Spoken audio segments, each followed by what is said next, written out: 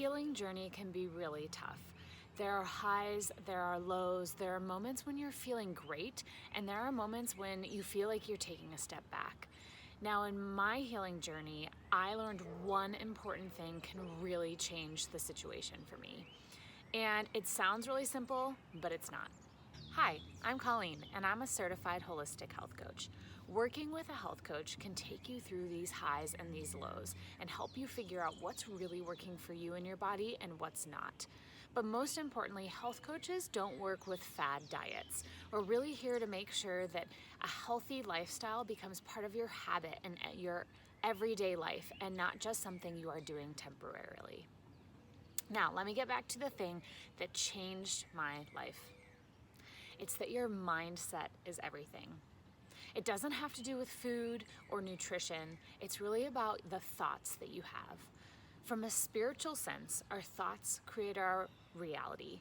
Your thoughts become your vibration, and your vibration is what you attract.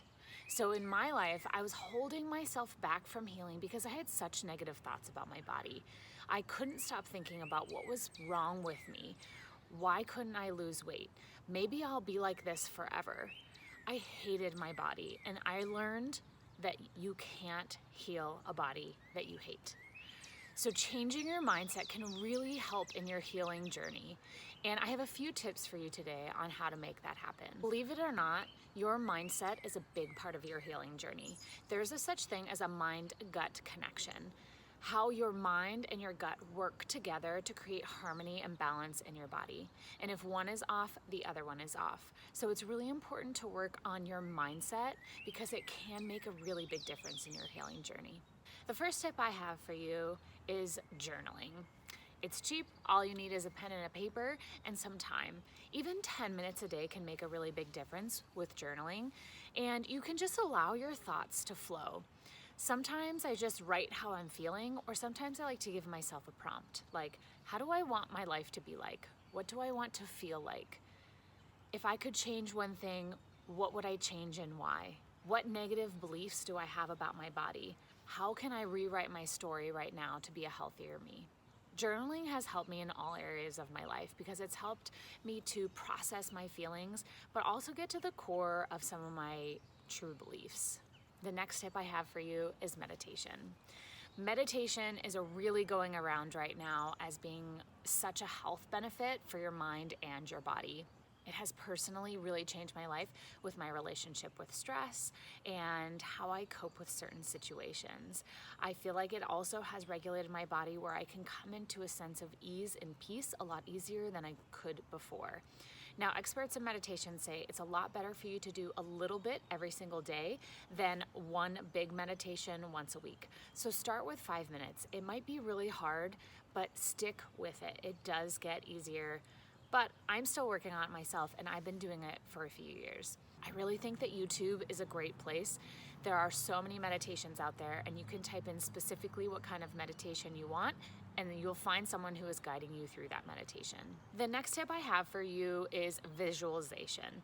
This kind of goes along with meditation. It's a type of meditation that I really enjoy, where I can visualize what I want my life to look like and how I want to feel living that life. But you can also use it in other ways for your healing. For example, when I drink water, I like to visualize it really, my body really absorbing all the benefits of drinking that water as it's going down. Same thing with food. As I'm eating food, I say thank you to that food. Thank you for nourishing my body. And as I'm eating, I'm being present in the moment and visualizing my body absorbing those nutrients. Same thing with working out. If I'm working out, I'm thinking about those muscle groups that I'm using right now, and I'm visualizing them growing stronger. This has a huge impact, and it's such a simple thing, but it really just does take that moment to be present, to be thinking about those things. The next tip I have is gratitude. This is such an important practice for me, and one that I would force myself to do when I was feeling really down or out. Especially when you have a body that hurts or is not functioning the way you want it to, Showing gratitude for the things that you can do is so important. That's because we're focusing on the positive instead of the negative.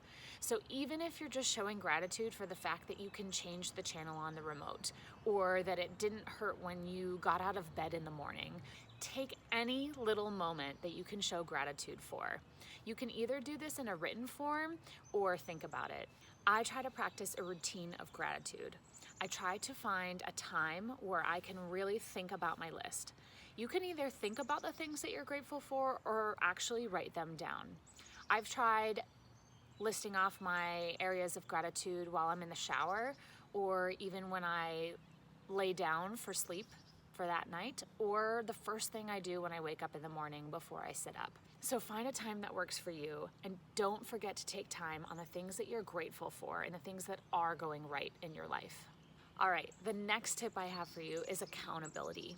It's so much easier to stay positive and stay healthy when you have someone to be accountable with, or someone who's holding you accountable for your thoughts and your actions. Whether that's a friend you feel comfortable talking to, or there's a community group at your church who's also trying to get healthy. Studies that researchers have done about longevity around the world have concluded that the sense of community is just as important as nutrition when it comes to longevity. So finding people that are aligned to your beliefs and actions is really important for your healing journey. And that's kind of connected to my last tip. That's therapy or coaching. I have felt so many benefits from doing therapy. It's a really great way for me to talk and process my emotions, but my therapist continues to force me to dig deeper about why I feel certain ways and how I can change those. Just the process of discovering why I believe certain things and when it happened allows me to release those thoughts. There are tons of resources out there on how to get therapy at a reasonable price, but also most insurance companies are now covering for therapy. You can't heal a body that you hate. It takes work, not only to work on your nutrition when you're healing, but also your mind. I hope that these tips helped you in some sort of way, and you can find a way to incorporate them into your routines, into your life. They're relatively simple and quick, and I really hope that it helps you in your transition forward. I am taking one-on-one clients for my health coaching program with special prices until the end of June 2022. I am really excited to work with people to help them to heal their bodies in their best way that works for them. So check out my website in the description box below, and I hope you have a beautiful day. Bye.